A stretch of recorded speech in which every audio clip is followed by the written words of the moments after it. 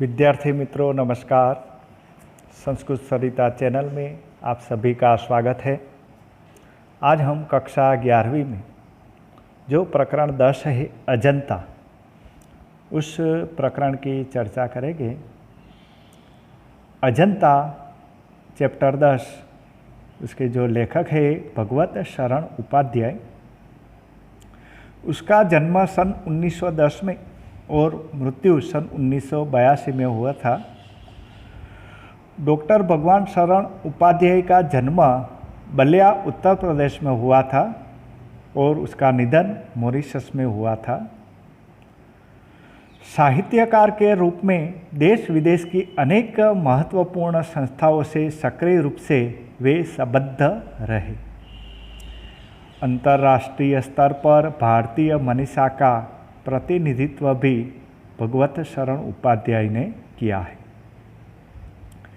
Mauritius में वे भारत के राजदूत थे। भारतीय संस्कृति के स्रोत, गुप्तकालीन संस्कृति, भारतीय इतिहास के आलोक स्तंभ आदि उनकी प्रमुख रचनाएं हैं। प्रस्तुत प्रकरण प्रवास वर्णन है, उसमें अजंता की गुफाओं का परिचय मिलता है। चट्टानों को काटकर बनाई गई बौद्ध गुफा अजंता गांव के समीप उत्तर मध्य महाराष्ट्र में स्थित है, जो अपनी चित्रकारी के लिए पूरे विश्व में सुविख्यात है। अजंता की गुफाएं बौद्ध धर्म द्वारा प्रेरित है और उनकी करुणामय भावनाओं से भरी हुई शिल्पकला और चित्रकला से ओतप्रोत है, जो भारतीय इतिहास में कला के उत्कृष्ट ज्ञान को दर्शाती है। यूनेस्को ने अजंता को विश्व धरोहर घोषित किया है। देखते हैं भगवत शरण उपाध्याय किस तरह इस अजंता की गुफाओं का हमें ज्ञान देते हैं, उसका परिचय देते हैं। जिंदगी को मौत के पंजों से मुक्त कर उसे अमर बनाने के लिए आदमी ने पहाड़ काटा है। किस तरह इंसान की खूबियों को कहानी सदियों बाद आने वाली पीढ़ियों तक पहुंचाई जाए, इसके लिए आदमी ने कितने ही उपाय सोचे और किए। उसने चट्टानों पर अपने संदेश खोदे, तारों से ऊंचे धातुओं से चिकने पत्थर के खंभे खड़े किए, तांबे और पीतल के पत्रों पर अक्षरों के मोती बिखेरे और उसके जीवन मरण की कहानी सदियों के उतार पर सड़कती चली आ रही है, जो आज हमारी अमानत विरासत बन गई है। यहाँ बात की गई है कि जिंदगी को अमर बनाने के लिए आदमी क्या क्या करता है। उसने पहाड़ काटा, अपनी खूबियाँ आने वाली पीढ़ियों को मिले, सदियों बाद इन पीढ़ियों तक अपना ज्ञान पहुंचाया जाए, अपनी खूबी पहुंचाई जाए, इसलिए आदमी ने बहुत उपाय सोचे और किए। उसने पहाड़ काटा, अपने संदेश खोदे, धातुओं से चिकने पत्थर के खंभे खड़े किए, तांबे और पीतल के पत्रों पर अक्षरों के मोती बिखरे, शिलालेख बनाए। ऐसे बहुत सारे प्रयत्न किए जो आज हमारी अमानत और विरासत बन गई है। आगे क्या कहते हैं? इन्हीं उपायों में एक उपाय पहाड़ काटना भी है। सारे प्राचीन सभ्य देशों में पहाड़ काटकर मंदिर बनाए गए हैं और उनकी दीवारों पर एक से एक अभिराम चित्र लिखे गए हैं। हम प्राचीन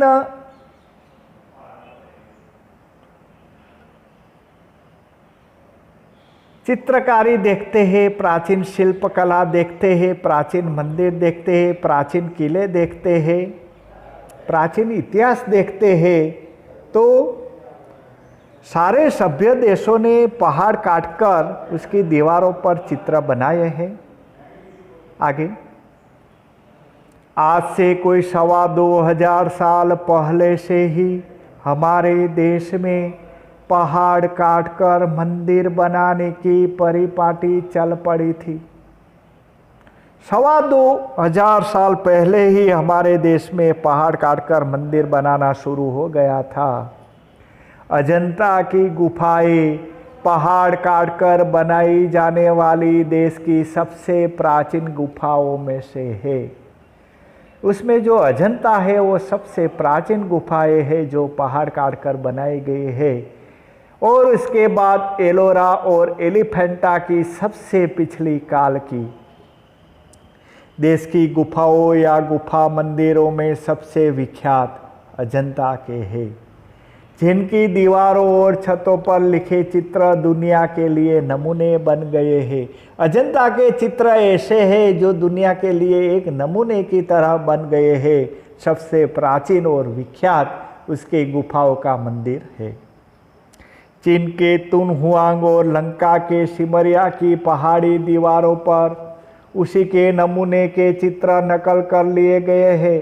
और जब अजंता के चित्रों ने विदेशों को इस प्रकार अपने प्रभाव से निहाल किया, तब भला अपने देश के नगर देहात और प्रभाव से कैसे निहाल न होते।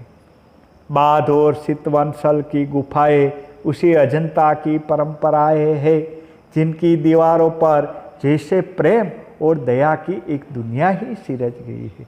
अजंता की गुफाओं का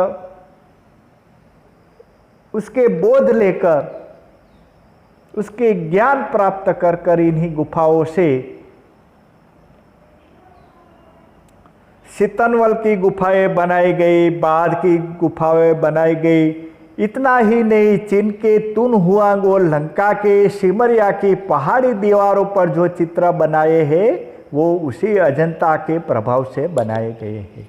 तो यहाँ अजंता का प्राचीन महत्व बढ़ जाता है, ऐतिहासिक महत्व बढ़ जाता है, वो सबसे प्राचीन है। और जैसे संग साजों ने उन गुफाओं पर रौनक बरसाई है, चितेरे जैसे रंग और रेखा में दर्द और दया की कहानी लिखते गए हैं, कलावंत छेनी से मूर्तें उभारते कोरते गए हैं, वैसे ही अजंता पर कुदरत का नूर बरस पड़ा है। प्रकृति भी वहाँ थिरक उठी है। बम्बई के सूबे में बम्बई और हैदराबाद के बीच विंध्याचल के पूर्व पश्चिम में दौड़ती पर्वतमालाओं से नीचोदय पहाड़ों का एक सिलसिला उत्तर से दक्षिण चला गया है, जिसे सह्याद्री कहते हैं। और अजंता के गुफा मंदिर उसी पहाड़ी जंजीर को शनाख्त करते हैं।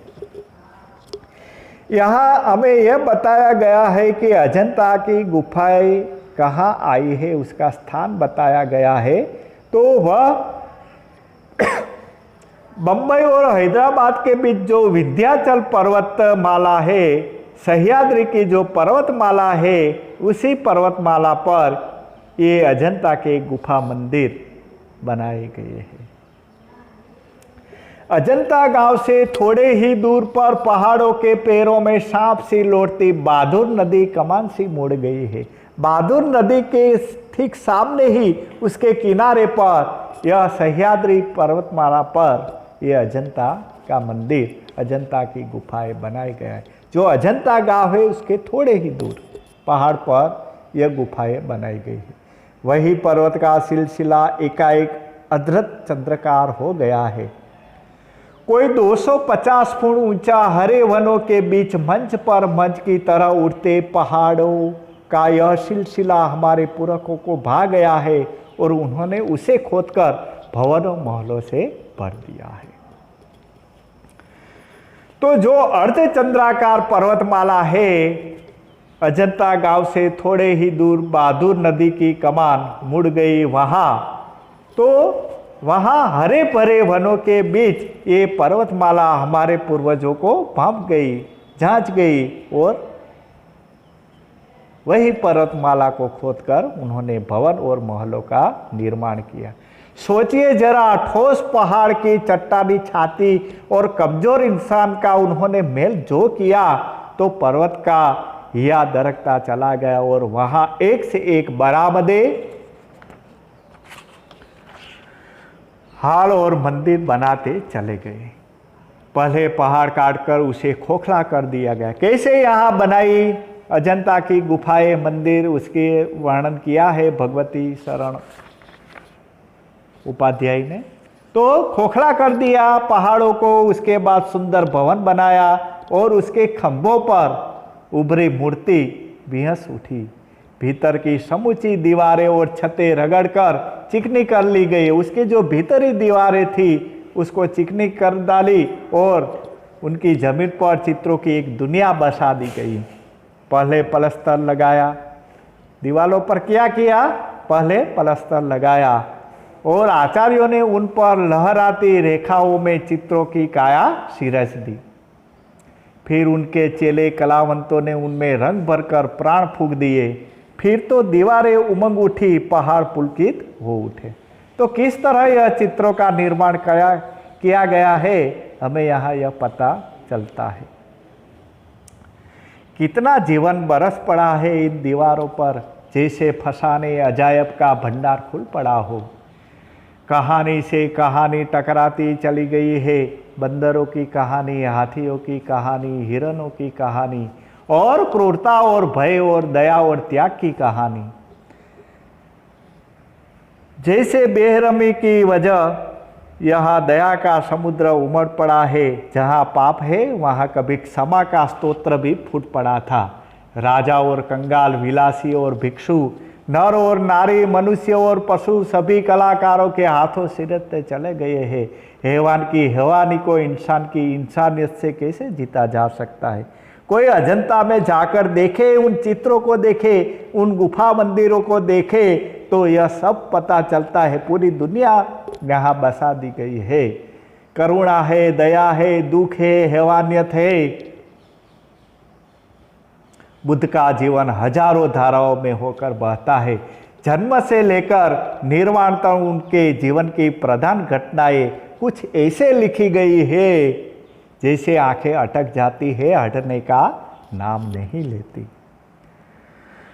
आगे हम जब अजंता की गुफाओं में प्रवेश करते हैं और उसकी गुफाओं और गुफाओं में बनाए गए, गुफाओं की दीवारों पर बनाए गए चित्र को देखते हैं तो हमें पूरी दुनिया सामने आ जाती है। यह हाथ में कमल लिए बुद्ध खड़े हैं, जैसे छवि छलकी पड़ी है। उभरे नयनों की ज्योत परस्ती जा रही है और यह यशोधरा है। वैसे ही कमल नाल धारण किए त्रिभंग में खड़ी। तो यशोधरा और बुद्ध का यह दृश्य है और यह दृश्य है महाभिनिष्क्रमण का। जब यशोधरा और राहुल निद्रा में खोए थे तब गौतम ने दृढ़ निश्चय पर धड़कते हिया को संभाला था। आगे जब हम देखते हैं चित्र तो, और यह नंद है अपनी पत्नी सुंदरी का भेजा द्वार पर आए बिना भिक्षा के लौटे भाई बुद्ध को लौटाने जो आया था और जिसे भिक्षु बन जाना पड़ा था। नंद जो अपनी पत्नी सुंदरी द्वारा भेजा गया था और द्वार पर आए बिना ही भिक्षा के लौटे भाई बुद्ध को लौटाने जो आया था वो स्वयं भिक्षु बन पड़ा था। बुद्ध आए हैं पर बजाय पति की तरह आने के भिखारी की तरह आए हैं और भिक्षा पात्र देहली में चढ़ा देते हैं। बुद्ध आए हैं सामने पर पति की तरह नहीं आए, वो एक भिक्षुक बनकर आए हैं, एक भिखारी बनकर आए हैं। हाथ में भिक्षा पात्र है, सामने यशोधरा है। यशोधरा दे तो क्या दे जब उसका स्वामी स्वयं भिखारी बनकर आया है। क्या दे, क्या न दे, क्या न दे डाले, पर है ही क्या। अब उसके पास क्या रहा है। उसकी मुकुटमणि समान सिद्धार्थ के खो जाने के बाद सोना चांदी मणि माणिक हीरा मोती, तो उस त्यागी जगत त्राता के लिए मिट्टी के मोल नहीं है? वह तो त्यागी बनकर आए हैं, उसके लिए सोना चांदी मणि माणिक की क्या काम का, उसके लिए तो ये मिट्टी के मोल समान है। पर हाँ है कुछ उसके पास, तो उसका बचा एकमात्र लाल, उसका पुत्र राहुल, और उसे ही वह अपने सर्वस्व की तरह बुद्ध को दे डालती है। कैसा दृश्य खड़ा होता है हमारे सामने, अपने पुत्र राहुल को भिक्षा में दे डालते हैं बुद्ध के सामने। क्या दे क्या न दे। उसका पति जब स्वयं सामने भिक्षुक बनकर आया है, तो यशोधरा ने अपने स्वामी को, उस भिक्षुक को अपना पुत्र राहुल को दान में दे दिया, भिक्षा के रूप में दे डालती है। और उधर वह बंदरों का चित्र है, कितना सजीव कितना गतिमान। आगे हम देखते हैं तो बंदरों का चित्र हमें दिखाई देता है, वह कितना गतिमान है, कितना सजीव है। उधर सरोवर में जल विहार करता हुआ गजराज कमल दंड तोड़ तोड़ कर हथनियों को दे रहा है? सरोवर का दृश्य दिखाई देता है चित्र, उसमें एक गज है गजराज जो जल विहार करता है और कमल दंडियों को तोड़ तोड़ कर वो हथनियों को दे रहा है। वहाँ महलों में वह प्यालों के दौड़ चल रहे हैं, उधर वह रानी अपनी जीवन यात्रा समाप्त कर रही है, उसका दम टूटा जा रहा है। खाने खिलाने बसने बसाने नाचने गाने कहने सुनने, वन नगर ऊंच नीच धनी गरीब के जितने नजारों हो सकते हैं, सब आदमी अजंता की गुफाओं की उन दीवारों पर देख सकते हैं। पूरी दुनिया खड़ी कर दी है, बुद्ध का पूरा जीवन चरित्र खड़ा कर दिया है उस अजंता की गुफाओं के भित्ति चित्रों ने। बुद्ध के इस जन्म की घटनाएं तो इन चित्रित कथाओं में है ही, उनके पिछले जन्मों की कथाओं का भी उसमें चित्रण किया गया है। बुद्ध का पिछला जन्म की कथाओं का भी वर्णन किया गया है। उसमें एक कथा जो है जातक कथा है, उनकी संख्या 555 है और उनका संग्रह जातक नाम से प्रसिद्ध है, जिनका बुद्धों में बड़ा मान है। इन्हीं जातक कथाओं में से अनेक रोचक कथाओं अजंता के चित्रों में लिख दी गई है। इन पिछले जन्मों में बुद्ध ने गज कपि मृग आदि के रूप में विविध योनियों में जन्म लिया था और संसार के कल्याण के लिए दया और त्याग का आदर्श स्थापित करके अपना बलिदान दे दिया था। तो ये सभी चित्र अजंता की दीवारों पर खड़े कर दी गए हैं। पूरी दुनिया बसा दी गई है उस चित्रों के माध्यम से। बुद्ध का पूरा जीवन हमारे सामने प्रस्तुत हो जाता है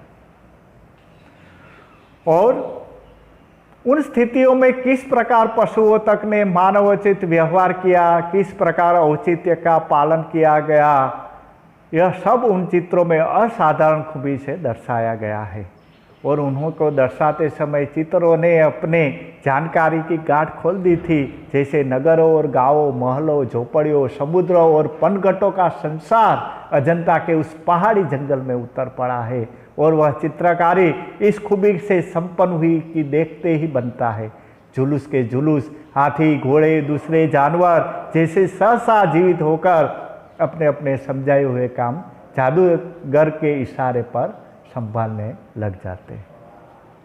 आगे, इन गुफाओं का निर्माण ईसा से करीब 2 साल पहले ही शुरू हो गया था और वे 7वीं सदी तक बनकर तैयार भी हो चुकी थी। 1-2 गुफाओं में करीब 2000 साल पुराने चित्र भी सुरक्षित है, पर अधिकतर चित्र भारत के इतिहास के सुनहरे युग गुप्त काल 5वीं सदी और चालुक्य काल 7वीं सदी के बीच बने हैं। अजंता संसार की चित्रकलाओं में अपना अद्वितीय स्थान रखता है। इतने प्राचीन काल के इतने सजीव, इतने गतिमान और इतने बहुसंख्यक कथा प्राण चित्र कहीं नहीं बने। अजंता के चित्रों ने देश विदेश सर्वत्र चित्रकला को प्रभावित किया। उसका प्रभाव पूर्व के देशों की कला पर तो पड़ा है, मध्य पश्चिमी एशिया भी उसके कल्याणकारी प्रभाव से वंचित न रह सका। तो अजंता की गुफाओं के कला चित्रों जो है, भित्त चित्रों जो है, इसका ऐसा प्रभाव पड़ा पूरी दुनिया की कला पर, जो देश विदेश की सर्वत्र चित्रकला को उन्होंने प्रभावित किया है। उसका प्रभाव पूर्व के देशों पर तो पड़ा है और मध्य पश्चिम एशिया भी उसकी कल्याणकारी जो कला है उसके प्रभाव से वंचित नहीं रह सकी। तो यहाँ भगवती शरण उपाध्याय ने अजंता का बेनमून वर्णन किया है, अजंता की कला कारीगरी का, अजंता के गुफा चित्रों का, अजंता के गुफा मंदिरों का बेनमून प्रवास वर्णन किया है। तो आशा है विद्यार्थी मित्रों आपने भी इस प्रवास वर्णन का अच्छी तरह से आनंद लिया होगा। तो आशा है आप इस पूरे प्रकरण को अच्छी तरह समझ पाए होंगे।